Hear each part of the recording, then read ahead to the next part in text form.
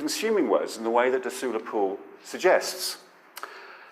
When I come home in Cambridge, I often pick the paper up again, and I consume words. But actually what I'm trying to do is, I come home, I'm a bit agitated. I walk in the door, and Tidler says, Dad, can we go and play football? Madeline, my daughter, says, Dad, I'm going out tonight, can you take me out at 6 o'clock? Can you blah, blah, blah, blah. And then my teenage boy whinges about something on Xbox. And I just got in, and actually, I just want 5 minutes peace. So what I do is I find even yesterday's paper, it doesn't matter, just find a paper, go in the living room and hide, just for 5 minutes. And I read, I do read. Now, is that action to be understood in this way? Or is that action to be thinking about, well, what people do sometimes is read to unwind? We did a study years ago in one of my books on the inside of the smart home, and one of the things you can discover is something we all do, which is when people go home, particularly during the week, when they go home and switch the telly on, they're not consuming what's on the telly. What they're doing is switching the telly on to turn themselves off. They're switching on the tube so as to chill out. They're switching themselves on so they can fling themselves on the couch and unwind. So to start using these sorts of calcula to determine what's overload, what's input and output, is to show a fantastic lack of sensitivity to what people do. So, I'm unimpressed.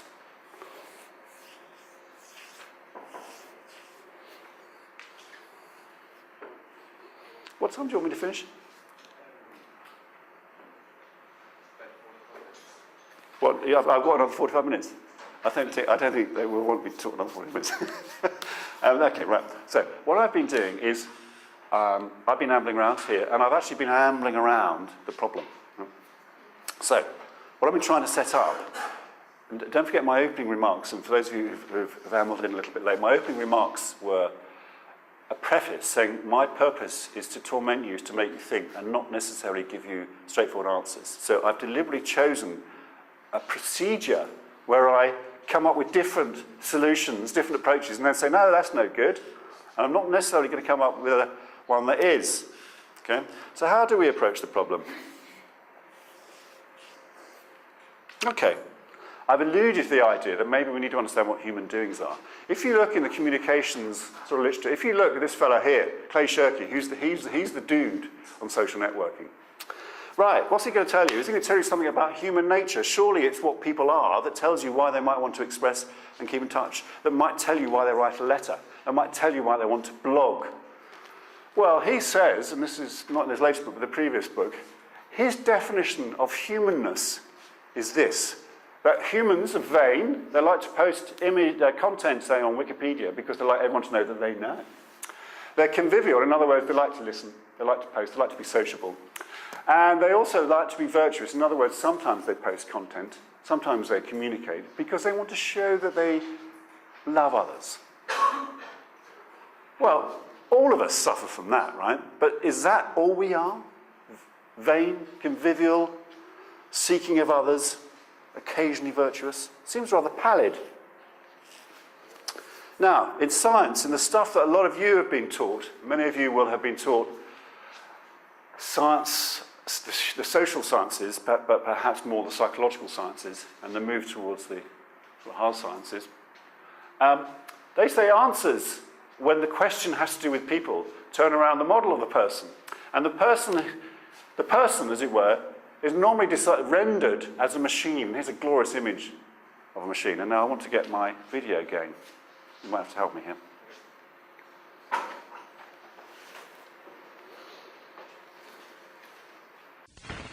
World and into this kind of business is the unusually permissive atmosphere and the interest in ideas. But their work isn't all desk work, as shown by this experiment on the attention span needed for safe driving. The experimenter is a bench director, psychologist John Senders. Driving along a section of Route 128, and I'm trying to get an estimate of the demand driver by this particular section of road. The speed of the car is constant, and as the road varies from moment to moment in the demand that it makes upon me, I must look more often or less often, as the case may be. The visor completely occludes my view, during the period that it's down, and I must rely on some stored image or memory of what the road was before the visor went down. The half-second look that I have is enough to restore all the information that I should need in order to drive down the road. The records that we get of the time between looks at the road give us a direct measure of the difficulty presented to the driver by the road from moment to moment as we drive down it. The shorter the interval between looks, the more difficult that segment of road is to drive. On those periods, as you saw, where the interval was very long, the road was indeed easy. The interval then gives us a direct and quantitative measure of this rather elusive thing called difficulty. Now, you might find that funny. Now, one of the reasons why that's funny is that that was real science. There really was a bloke driving down a freeway in Boston with a hat occluding his vision. And what he was doing was, he was saying, look, I know when I need to see, because I need to see, and now I know when I don't need to worry about it. So between two junctions, I go to the junction, I need to look. So he had it on his foot pedal, and he pressed it down when he needed to be up. And then when he thought, I don't need to see, he pulled it off and he went down. And what he did, he videoed himself and timed himself to say, how many times am I pressing it to indicate how much time I need to see. And on that basis, I can measure the degree of difficulty as a function of how much I'm looking.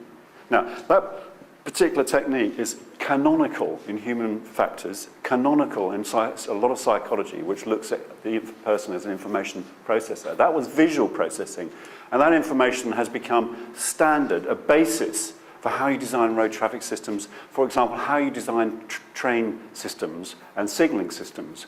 Because what those processes or those contexts require is that a person perform like a machine. And people are machines in those regards. You can measure people as machines when they're being machines. When they're orienting to being machines, it is appropriate to treat them that way. And you can also do it not just visually, you can also think about auditory input. When my colleagues come up with these useless contraptions which let you send tactile messaging, I presented on this, to others, you can measure how effectively people feel with their fingertips, because your fingertips are part of this thing called a sensory machine. And other outputs. A lot of HCI adopts this point of view. So, when you receive this love letter in February, and this is the first letter you've seen since April the previous year, is this receipt something that makes you think, where's that hat? Let me close it. When I'm reading it, I keep the hat up a lot, or when I'm reading it, I close it a lot, quick. Is that what happens when a letter arrives? Well, as it happens, Norbert Wiener, who invented cybernetics, which is a kind of progenitor of that particular approach that fellow did, that fellow being John Senders, by the way, happens to be my father-in-law, so you can imagine what the debates are like in my house. Norbert Wiener's book, Cybernetics, some of you might have read it, like 1946, 47. The last chapter in that book, and this book was so seminal, whole departments were set up, institutions were set up on the basis of it. The last chapter of that book argued that all society are people processing information, that letters between people are just devices sharing information, and that the problem with modern society, he said, was that there's too much information being sent around. People can't process it. So they're all living in a conceptual myopia. The brains can't process the information that's been circulated. We need to sort this out. We need cybernetics of society. In other words, you might laugh when I say, do you use John's technique for processing letters? But big names, heavyweight names, names who are so renowned that my mocking of them raises frowns in certain communities.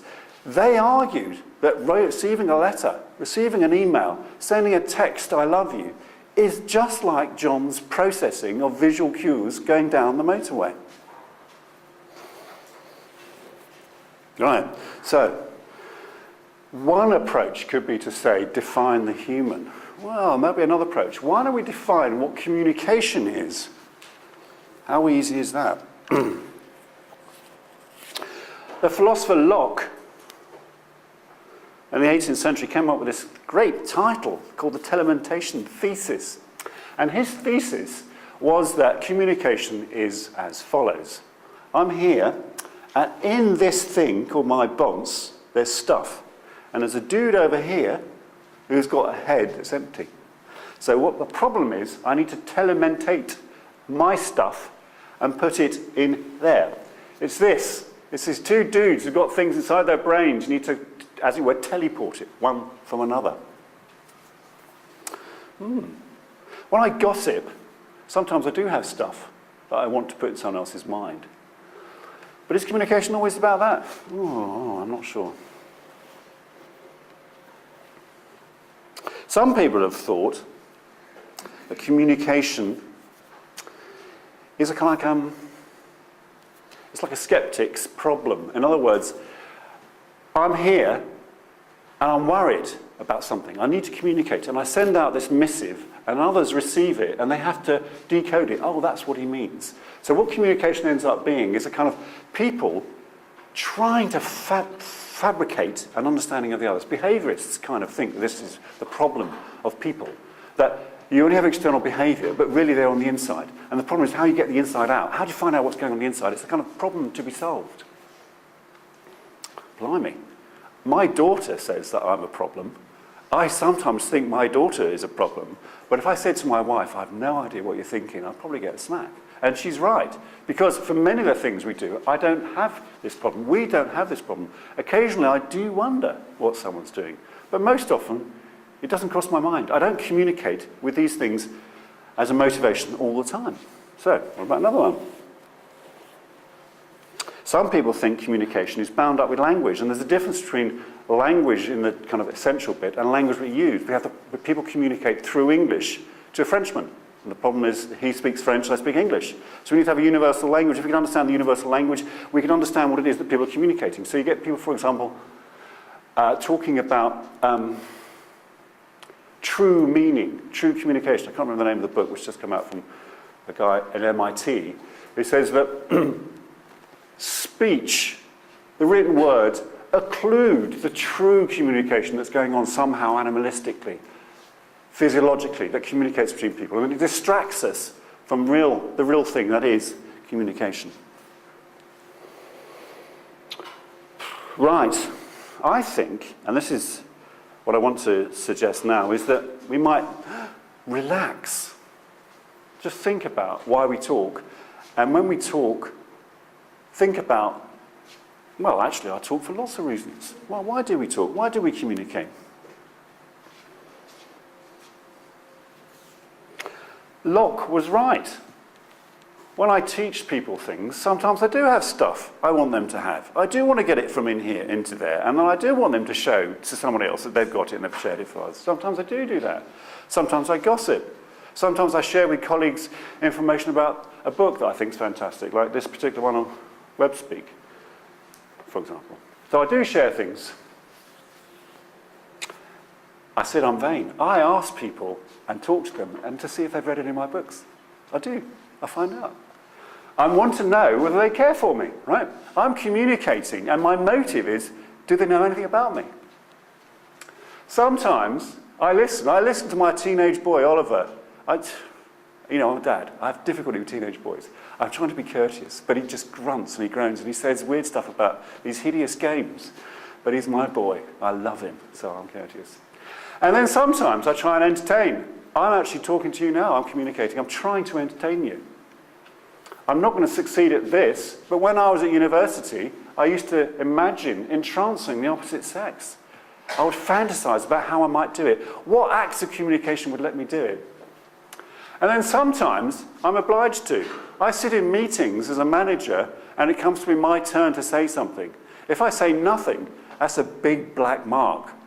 I have to report. I have to, as if I'm just an organ with stuff going in, which is what my team do, and then I filter it and present it to the managers to say, big tick, yes, I've done it. In other words, none of the things above, but sometimes I am just a filter. I could make more. I could add, all of you could add more to this list. It's going to make you feel slightly seasick as you make this list, because after all, one of the reasons why you're here is because you're training to do science. And, you know, and what I'm suggesting, what I'm